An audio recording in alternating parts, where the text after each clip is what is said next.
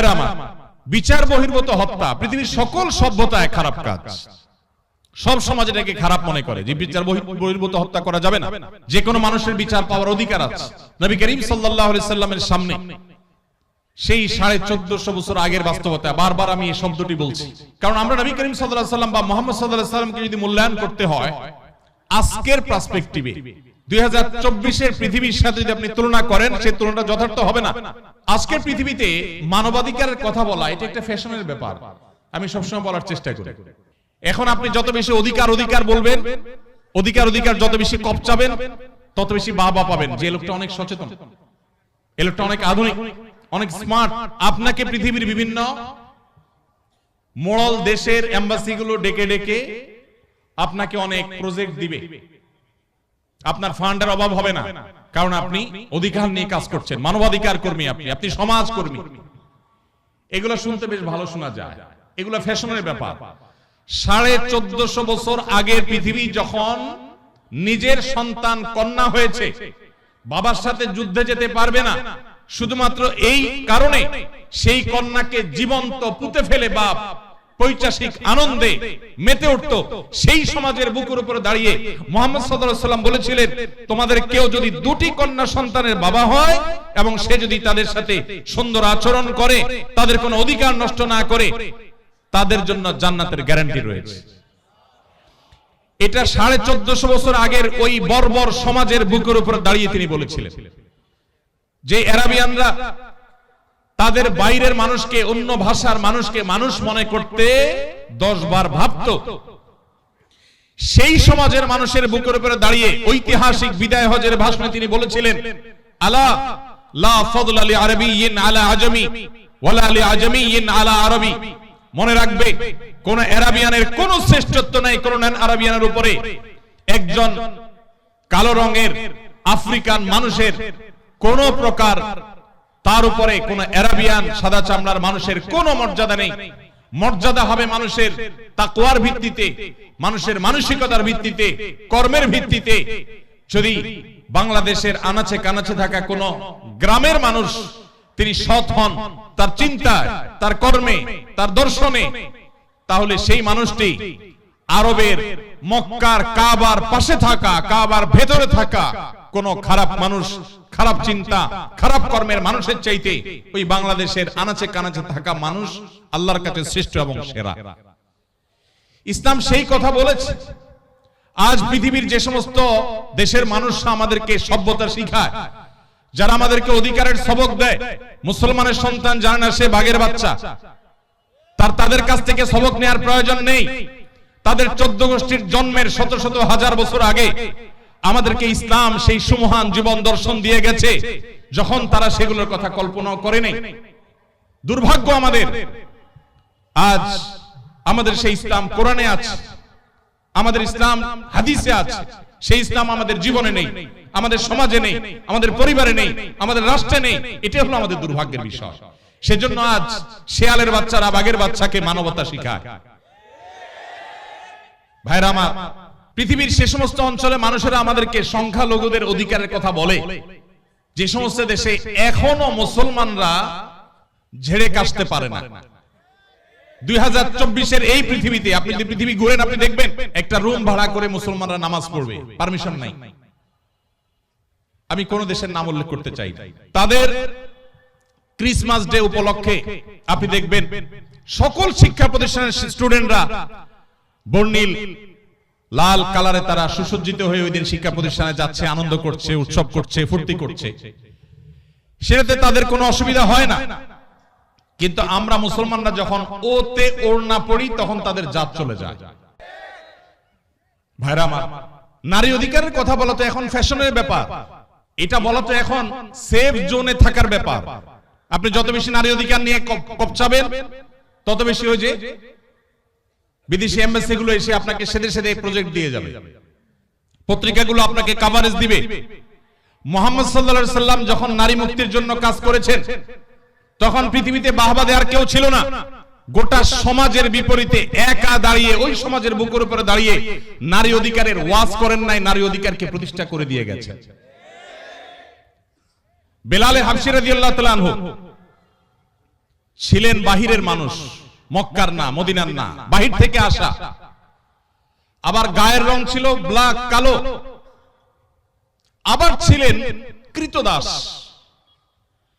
মক্কার মানুষদের যে ইগো এখনো আছে, আরব আরাবিয়ানদের যে ইগো আর সে আমলে তো আরো বেশি ছিল। তাদের সে যে ইগোর কারণে একাধারে একটা মানুষ বহিরাগত, আরেক দেশের মানুষ, ভিনদেশী, আবার তার গায়ের রং ভিন্ন, ব্ল্যাক, আবার তিনি কৃতদাস ছিলেন। এতগুলো বিষয় থাকার পর তখনকার আরবের মানুষদের ঘৃণা করার জন্য যেখানে যথেষ্ট ছিল, সেই ব্যক্তিকে মুহাম্মদ সাল্লাল্লাহু আলাইহি সাল্লাম তার মুয়াজ্জিন নিয়োগ দিলেন।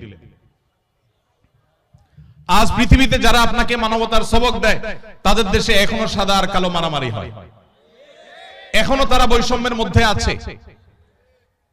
মুসলমান আজ তার ইসলাম নিয়ে দ্বিধায় পড়ে গেছে, সন্দিহান হয়ে গেছে। কারণ সে পড়াশোনা করে মুসলমান না, সে ওয়াজ শুনে মুসলমান, সে জন্মসূত্রে মুসলমান, সে মুসলমান বাই চয়েস না, সে পড়াশোনা করে মুসলমান না।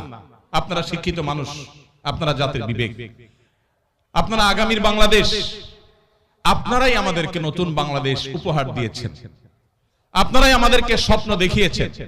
আমি আপনাদেরকে আজ এই সিরাত মাহফিলের মাধ্যমে উদাত্ত আহ্বান রাখতে চাই, আসুন জন্মসূত্রে মুসলমান নয়, ইসলামকে জানার চেষ্টা করি, পড়ার চেষ্টা করি। কোরআনটা খুলুন, সিরাতের বই একবারের জন্য জীবনে পড়ুন।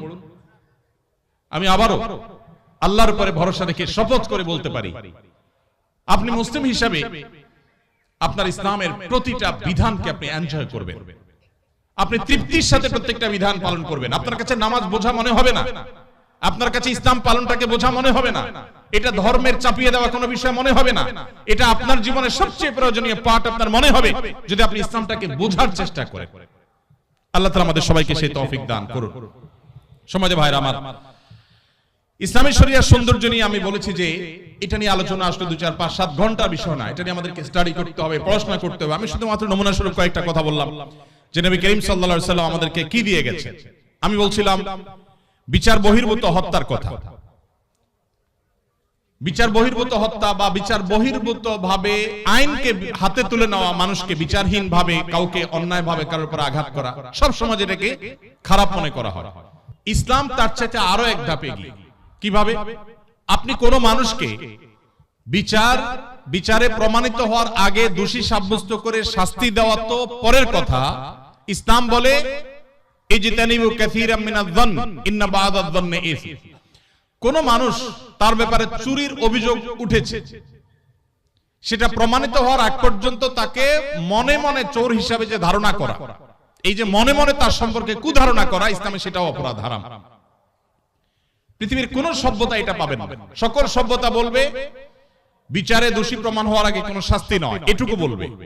ইসলাম তার চাইতে আরো এক ধাপ এগিয়ে। ইসলাম বলে দোষী সাব্যস্ত করে শাস্তি দেওয়া তো যাবেই না বটে, সেই সাথে এমনকি ওই লোকটাকে মনে মনে চোর হিসাবে, মনে মনে খারাপ হিসাবে, ওই সংশ্লিষ্ট অভিযোগে অভিযুক্ত হিসাবে মনে মনে যদি আপনি তাকে নিয়ে কল্পনা করেন, তাকে যদি খারাপ মনে করেন, কুধারণা আপনার ভিতরে তার ব্যাপারে জন্মায়, তাহলে এটা আলাদা একটা অপরাধ হবে।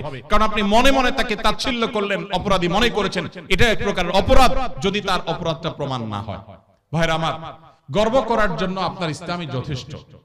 ইসলাম বিশ্ববাসীকে মানুষ হতে শিখিয়েছে, মানুষকে সবার দাসত্ব বাদ দিয়ে আল্লাহর দাসত্ব, তাওহীদের কথা শিখিয়েছে। ইসলাম আমাদেরকে একটি সভ্য সমাজ, একটা সভ্য পৃথিবী গড়বার জন্য যা যা দরকার তার সবকিছু বলে গেছে। পৃথিবীর সভ্যতার ধ্বজাধারীরা যারা সভ্যতার সবক আমাদেরকে দেয়, তাদের ইতিহাস যদি আপনি খুলে দেখেন, দেখবেন তারা প্রত্যেকে নানাভাবে পৃথিবীর বিভিন্ন মানুষকে, বিভিন্ন ধর্মের, বিভিন্ন বর্ণের মানুষকে তারা টর্চার করে আজ তারা সভ্য হয়েছে। কিন্তু মুসলমান, তার গর্ব করার যথেষ্ট কারণ আছে। প্রিয় নবী মুহাম্মদ সাল্লাল্লাহু আলাইহি সাল্লাম, তাকে আল্লাহ তাআলা যে দ্বীন দিয়েছেন, এই দ্বীন পৃথিবীতে বিস্তার করবার জন্য আজকের সভ্যতার ভেগধারী মানুষগুলো, যাদের দ্বারা আমরা অনেক বেশি প্রভাবিত, যারা আমাদেরকে আষ্টে পৃষ্ঠে গ্রাস করে ফেলেছে, যারা আমাদের নিজস্ব সংস্কৃতি পর্যন্ত আমাদেরকে ভুলিয়ে দিচ্ছে, সে মানুষগুলো দ্বারা আমরা প্রভাবিত হয়ে গেছি, কারণ ইসলামকে আমরা ভালো করে জানি না। এজন্য আমি আমার বক্তব্য শেষ করতে চাই এই উদাত্ত আহ্বান আবারও রেখে, আসুন ইসলামকে জানার চেষ্টা করি, ইসলামকে বোঝার চেষ্টা করি। আমরা বই পুস্তক হাতে নেই, কোরআনটা হাতে নেই, প্রিয় নবী সাল্লাল্লাহু আলাইহি সাল্লামের জীবনী গ্রন্থ হাতে নেই, আমরা হাতে নেই নবী করিম সাল্লাল্লাহু আলাইহি সাল্লামের সেই অমীয় বাণী হাদিসে রাসূল, আমরা হাতে নেই ইসলামের ইতিহাসের বই। এগুলো আমাদের চোখ খুলে দিবে, এগুলো আমাদের সামনের সে অন্ধকার পর্দাকে দূর করে দিবে, ইসলামকে নতুন করে অনুভব করার, উপলব্ধি করার সুযোগ এনে দিবে। সেই উদাত্ত আহ্বান আপনাদের সবার কাছে আমি ব্যক্ত রাখছি। এবং দীর্ঘ সময় আপনারা কষ্ট করে আমার এই আগোছালো এলোমেলো কথা শুনেছেন, আপনারা সমাজের সবচেয়ে গুরুত্বপূর্ণ অংশ, তারপরও আপনাদের মূল্যবান সময় আপনারা শুনেছেন। মাননীয় ভিসি মহোদয় সহ অন্যান্য শিক্ষকবৃন্দ আমাকে সুযোগ করে দিয়েছেন কিছু কথা বলবার জন্য। আমি খুব গোছানো ভালো বক্তব্য দিতে পারি যে সেরকম না, তারপর আপনারা সময় নিয়ে শুনেছেন, সেজন্য আপনাদেরকে ধন্যবাদ। যদি ভালো কিছু বলে থাকি, আল্লাহ তাআলা আমাকে আপনাদের সবাইকে আমাদের আমল করার তৌফিক দান করুন। আমাদের সবাইকে ইসলামের আলো দ্বারা আলোকিত হয়ে আমাদের প্রিয় স্বদেশ, প্রিয় মাতৃভূমি এবং গোটা মানব জাতিকে আলোকিত করার তৌফিক আল্লাহ তাআলা আমাদের সবাইকে দান করুন। জাযাকুমুল্লাহু খাইরা ওয়া আখিরু দাওয়ানা আলহামদুলিল্লাহ।